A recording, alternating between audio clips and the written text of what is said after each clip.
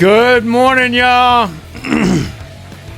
It's the number one podcast for whatnot resellers, coming to you live from my wife's basement. I'm your host, Wiseman. This is the Dark Sun Over Value Network, and I want to talk today about a couple different things. I want to talk about SMART goals. I want to talk about packaging efficiency. And I also want to talk about customer service. So, SMART goals. SMART goals are really easy to explain. Anybody that's been to a life coach or had a mentor in a professional relationship, they've probably been having you set SMART goals without even realizing it, or maybe not giving you the acronym. Now, SMART goals are specific, measurable, achievable, relevant, and time-bound. So, SMART goals, you take your overall mission, what you're trying to accomplish, and you break it down into subparts. It might take you 10 steps to get to where you want to be, all right, in your mind. You take those 10 steps and you break them up into the smaller subsets inside of each of those steps. And those are the things you'll be setting your SMART goals for. So if you're new to whatnot, and let's say you're allowed to sell and you can start listing, your first goal should be to post a show a good amount of time out in the future so that you can, in fact, get all of your stuff loaded into that thing. Because if you're going to try to do a big show, you're going to need a lot of time. Now, what I think is best is in the beginning, you say, all right, on this first show, I'm going to do it on this date. Now you have a backwards planning time, a date from which you need to backwards plan. The day before, you're going to have everything already completely loaded and do a dress rehearsal, all right? And then the day before that, you're going to have been reviewing all the listings that got put in to make sure they were accurate, that they're presenting in an order that you can flow with, or that you've come up with a new way of doing things. And that could be like a 4 or 5 day process out to that first show. So in those days, you're going to be like, well, in the beginning, I need to set my show dates. So once those are set, those establish the goal or the time bounding for the goal. Now you got to say, I have 100 and whatever listings or things I can list. I'm going to list 15 per day over the next 7 days until the 8th day when my show is or whatever. And what you'll do is you'll find that you're getting faster at it. And if you're doing this as a primary, meaning you don't have a full-time job, you can load some stuff in a day. I would say I could probably do 35 to 40 items per hour if they have a barcode so I can hit them with my scanner. If they don't have a barcode, or if they have one of those barcodes that doesn't propagate anything. A lot of naive ones are like that because it changes so often. If you have one of those, it's gonna take a little bit longer because you got to look at it. Or if you're a retailer like me, you got to go to the distributor's website or the manufacturer's website, figure out what the aspects are, enter them in. It can take a lot of time. When you're new, you want to build perfect listings in the beginning to train yourself to do it the right way, the first time, every time.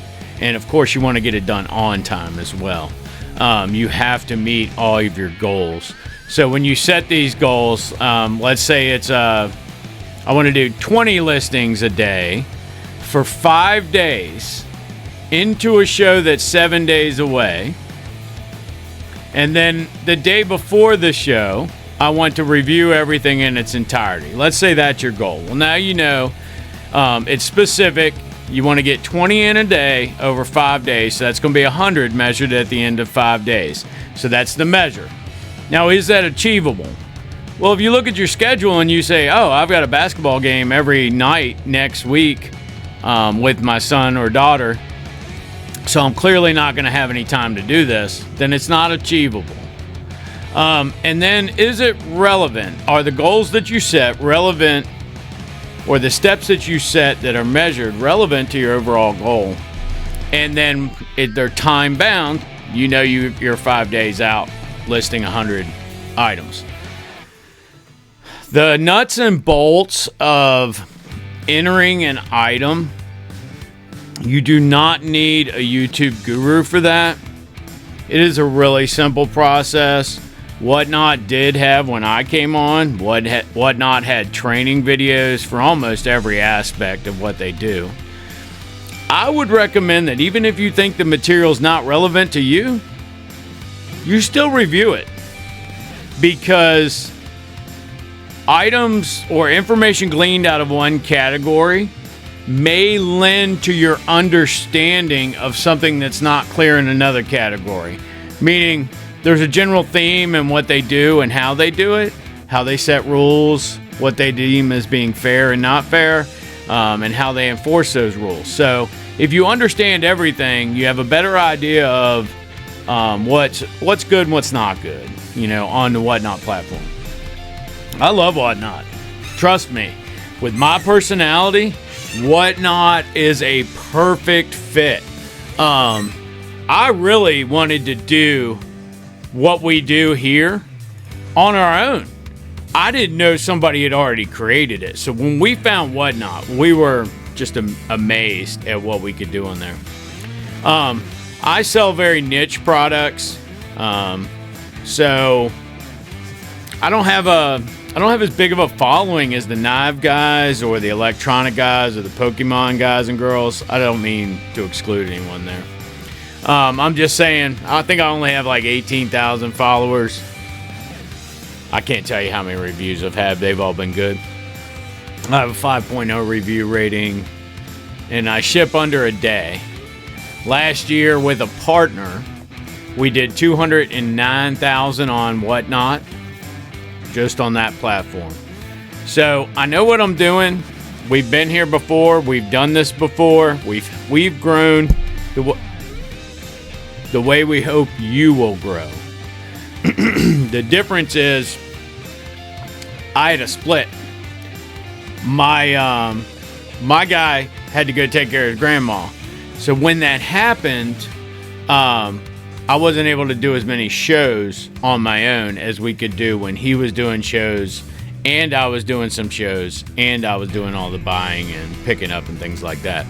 So my goals for the year are to increase my presentation speed, and I'm working on that through the month of February, and then I'll set a new goal at the end of March. And my goals for the year are also to not lose more than 1/3 of last year's business. So I'm already a little behind the power curve, but I've got a lot of good things coming down the pipe, and my reseller group is growing. So I have a lot more retailers and resellers that are buying from me on the regular now. So I can decrease the amount of retail shows that I do because I have wholesale buyers that are beginning to grow. And as they grow, I may transition off of Whatnot. I don't know. Some things going on with our buildings and some opportunities for growth. So it might just get swole huge all of a sudden, and next thing you know, I don't have time for this. I hope that doesn't happen, because I really enjoy helping y'all. Last month in January, I think I did 14,000 by myself, and I ran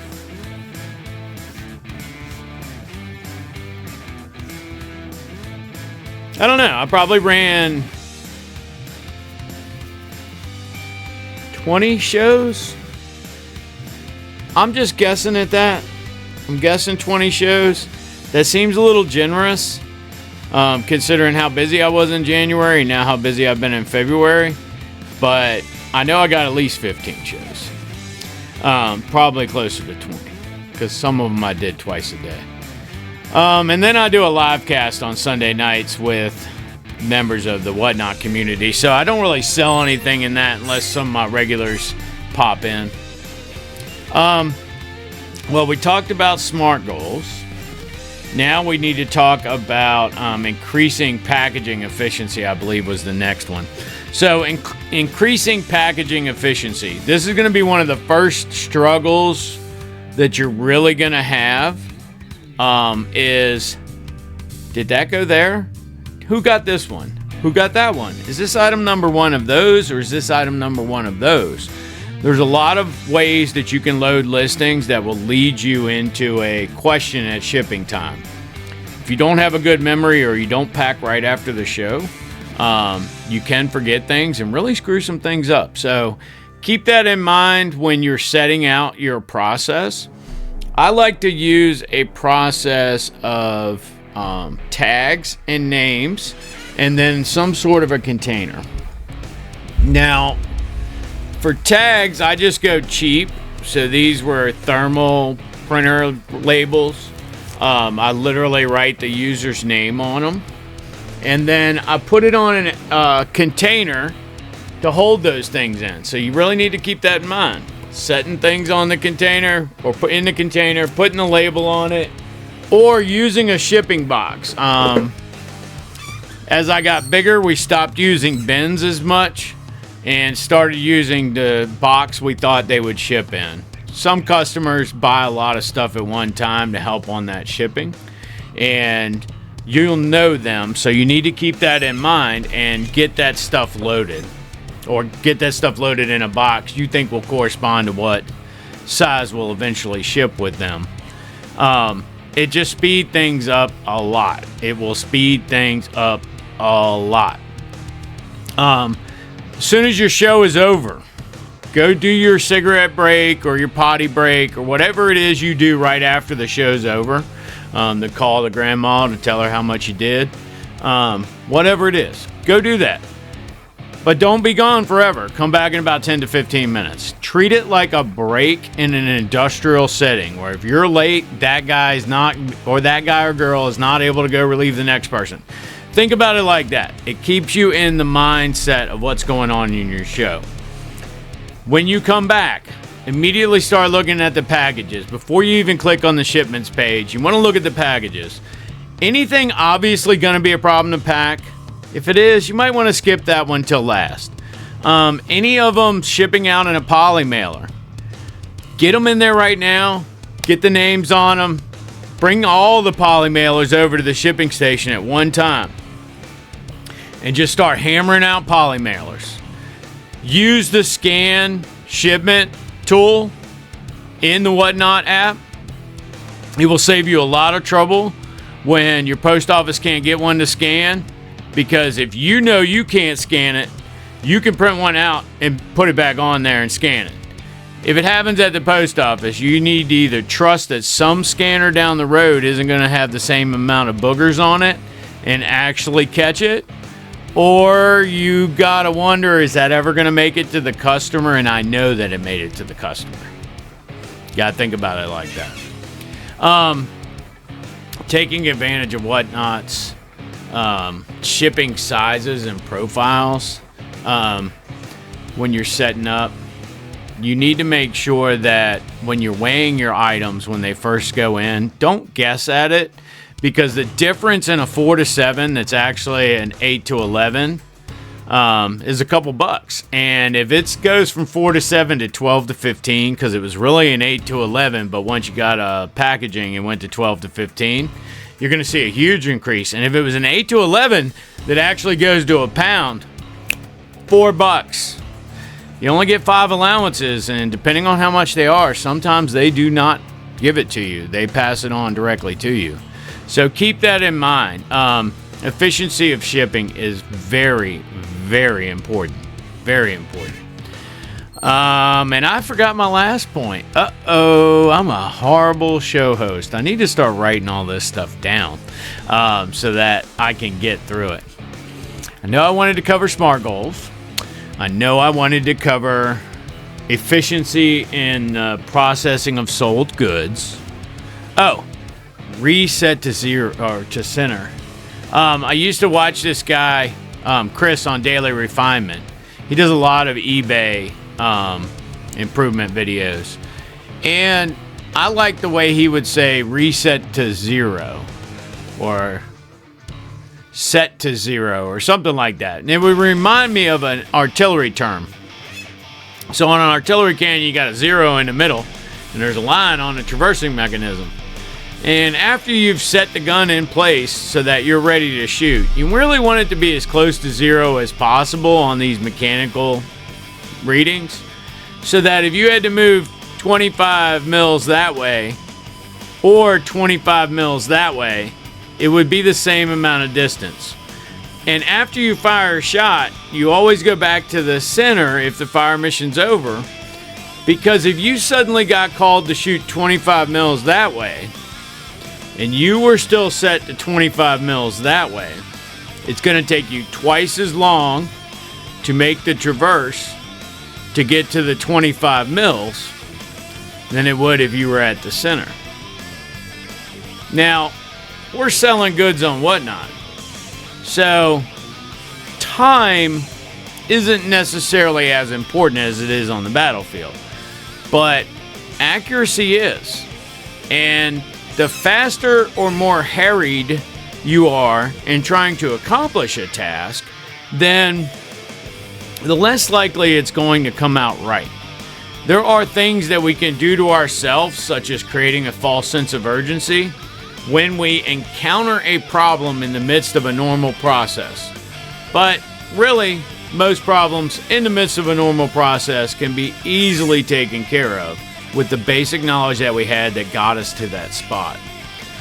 Meaning, if the tire comes off, you might need a tow truck. But if the tire was loose, you knew enough how to drive a car, get in a car, and work a car. Somebody showed you how to use a lug wrench. You could get that lug wrench out and tighten up that wheel. All right? So not every problem that presents itself is a dire emergency and needs to create this false sense of urgency in us. That would be anxiety or stress. People that have experience in dealing with high-stress situations will do better in that. But everyone will do fine with it over time. You will learn how to deal with the stress of weirdness happening in your show while you have a mistake, while the Whatnot back end is not running right. There's all these things that can happen when you're on a live show. Now, the best way to mitigate that stuff is always going to be being prepared. The more prepared you are, the better.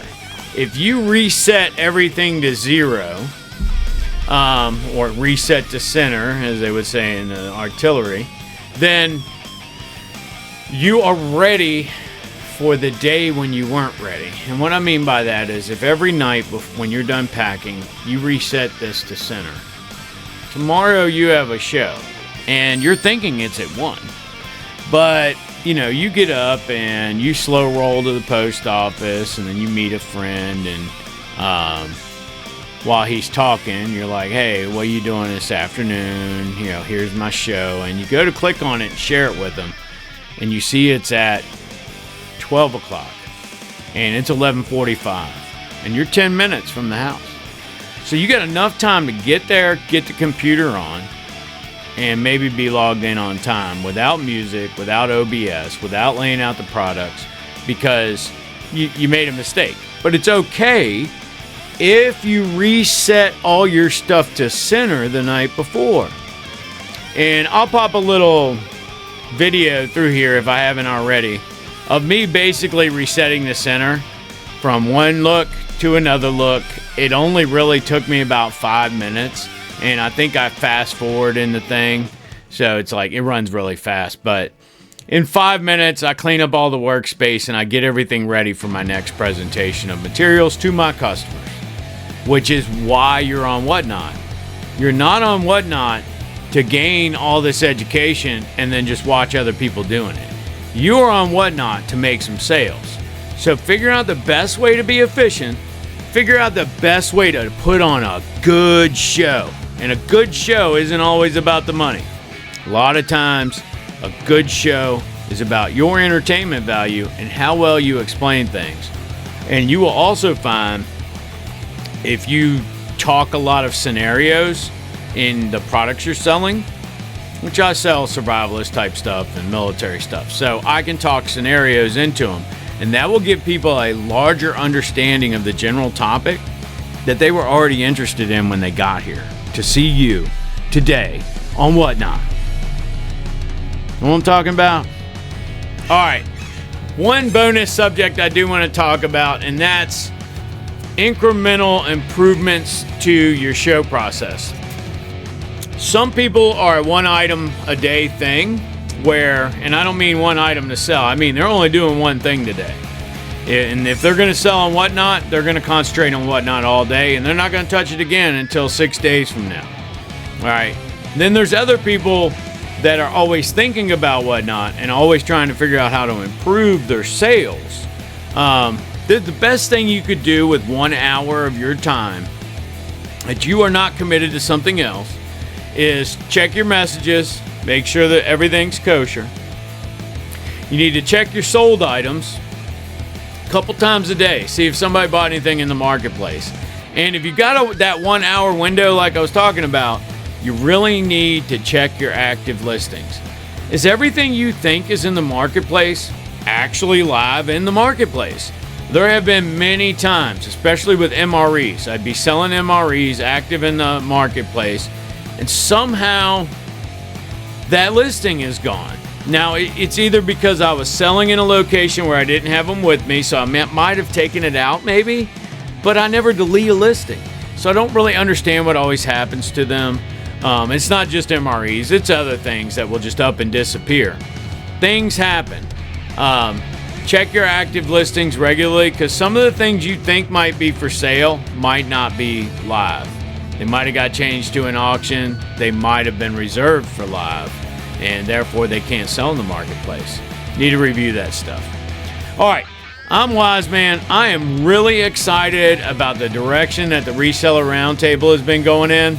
I love the interaction. I love the questions. Send me comments. Send me questions. Please don't send me any HR concerns. I'm a one-man show. Chances are I'm probably the one that did it, which means I should not be the one to make a decision on it, if you know what I mean, in ethics, of course. All right, y'all take care of each other. Remember, God loves us all. Be good to each other. He loves you when you're screwing up. He loves them when they're screwing up. He even loves the person that doesn't know him yet. It doesn't have to suck out here, y'all. Don't be part of the suck. Bye.